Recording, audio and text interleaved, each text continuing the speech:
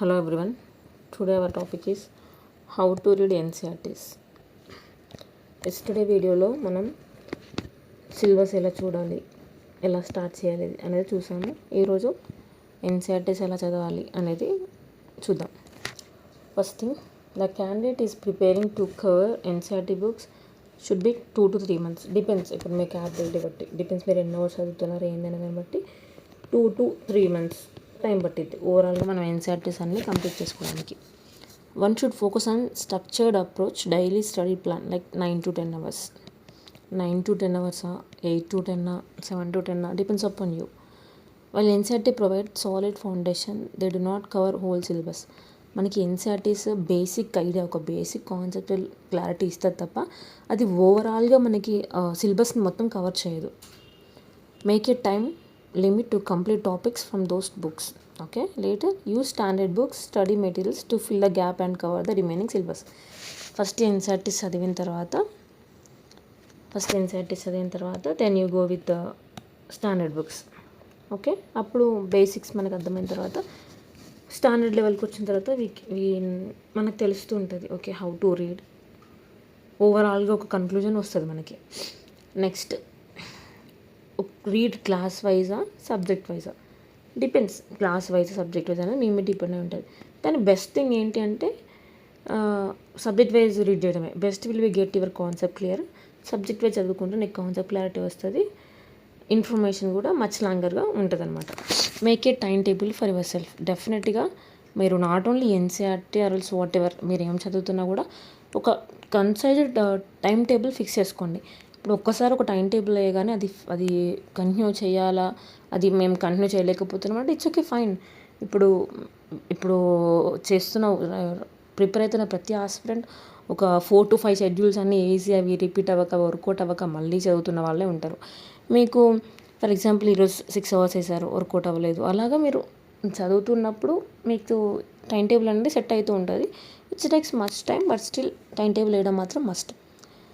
Note how much time do you have. ఇప్పుడు for example 2026కి you are giving your attempt.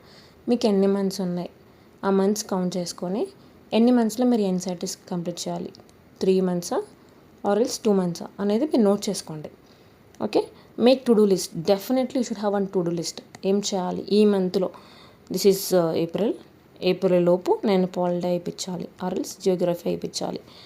మేలో I have to start economy. అలాగా మీకు ఒక to do list ఉంటే before plan మీకు తెలుస్తూ ఉంటుంది ముందు నేను ఏం చేయాలి అనేది ఒక క్లారిటీ. అదొక తర్వాత మీ సబ్జెక్ట్ మారుస్తారా అనేది it's your own choice. But ఇలాగా మనం టు డూ లిస్ట్ చేసుకోవడం వల్ల will get our clarity. Okay, ఇప్పుడే చదవాలి ఏంటి అనేది. To do list for 1 month, ఆ 1 month నుంచి 1 week, ఆ 1 week నుంచి 1 day. సో ఇలా చేసుకున్నప్పుడు మనకు ఒక కన్సైజ్డ్ షెడ్యూల్ టైం అన్నీ ఫిక్స్ అయి ఉంటాయి కాబట్టి you don't even waste our time much.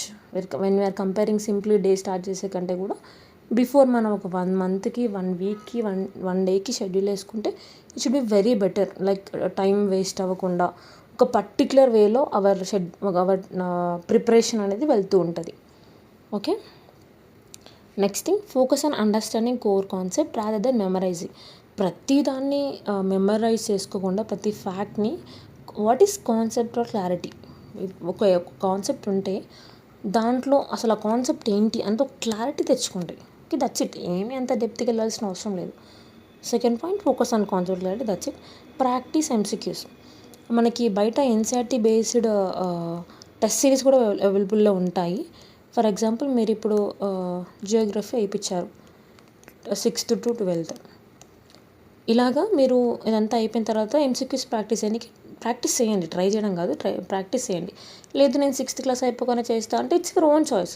6th class అయిపోయినాక కూడా చేయొచ్చు. మీరు ఇక్కడి నుంచే MCQs ప్రాక్టీస్ చేస్తే మీరు స్టాండర్డ్ బుక్ వచ్చిన తర్వాత మనకు చాలా ఈజీ అవుతుంది. ఓకే, ఇక్కడ నుంచి మనం ప్రాక్టీస్ చేసుకుంటూ వచ్చాం కాబట్టి because of they are basic concepts మనకి చేస్తున్నప్పుడు ప్రాక్టీస్ అయ్యిద్ది. At the same time will come to know okay ఎలా ఇస్తున్నారు క్వశ్చన్స్ ఏంటి అనేది. మనం ఈ క్వశ్చన్స్ ప్రాక్టీస్ చేస్తున్నప్పుడే ప్రీవియస్ ఇయర్స్ కూడా చూసినాం అనుకో, ఓకే NCERTలో ఈ టాపిక్స్లో ఈ క్వశ్చన్స్ నుంచి ఎక్కువ ఇస్తున్నారు, we have to focus on this area అనేది మనకు క్లారిటీగా అర్థమవుతుంది. Make concise notes. నేను ఫస్ట్ రీడింగ్లోనే నోట్స్ చేసుకోవడానికి సజెస్ట్ చేయను. బికాస్ ఆఫ్ మీరు ఫస్ట్ చదువుతున్నప్పుడు ప్రతి లైన్ మనకి ఇంపార్టెంట్ అని అనిపిస్తుంటుంది. సో యూ బెటర్ నోట్స్ ఎప్పుడు చేసుకోవాలి అంటే second reading or else third reading. Go with second reading or else third, depends upon you. కొంతమందికి సెకండ్ రీడింగ్లో బాగా క్లియర్ అర్థమవుతుంది, కొంతమందికి థర్డ్ రీడింగ్లో. But don't try to make it first reading. మనకి కొత్త కాబట్టి ఏది ఇంపార్టెంట్ అనేది మనకి తెలియదు కాబట్టి everything will give us like equal importance ఇస్తాం. అలా కాకుండా go with second and third reading. Revise regularly. డెఫినెట్లీ మీరు ఏం చదువుతున్నారు ఏంటి అన్నప్పుడు యూ షుడ్ రివైజ్ రెగ్యులర్లీ. ఈ రోజు టాపిక్ చదివినప్పుడు ఈ రోజు నైట్ దీన్ని రివిజన్ చేసి next day whenever starting ever preparation then you have to revise this. ఇలా మీరు క్యారీ చేసుకుంటూ వెళ్తున్నప్పుడు మీకు ఏది కొత్తగా అనిపించదు. Revision should be there. డెఫినెట్గా మీరు రివిజన్ లేకుండా చదివినా వేస్టే. రివిజన్ కూడా కన్సిస్టెంట్గా చేస్తూ ఉండాలి. Okay, this is for NCERTs అండి. మచ్ మోర్ ఇంకా ఎన్సీఆర్టీస్కి ఇంతకు మించి ఏమి ఉండదు. దిస్ ఇస్ లైక్ ఓవరాల్గా నేను చెప్తాను. 2 to 3 months ఒక షెడ్యూల్ లాగా వేసుకోండి. మీరు బిగినర్ అయితే 9 to 10 hours. ఇంకా మీరు స్టార్టింగే నేను ఇప్పుడే స్టార్ట్ చేస్తున్నా చదవడం అనుకున్నప్పుడు గో విత్ 6 to 7 hours. ఒకటేసారి 9 to 10 hours కూర్చోవడం అంటే అది కూడా కష్టం కాబట్టి next syllabus and solid foundation syllabus చూసుకుంటూ వెళ్ళండి. Make complete topic for those books and standard books. Next class with subject wise and depends upon you. Time table వేసుకోండి. To do list. Definitely should have one to do list. డేకి ఉండాలి, వీక్కి ఉండాలి, మంత్కి ఉండాలి.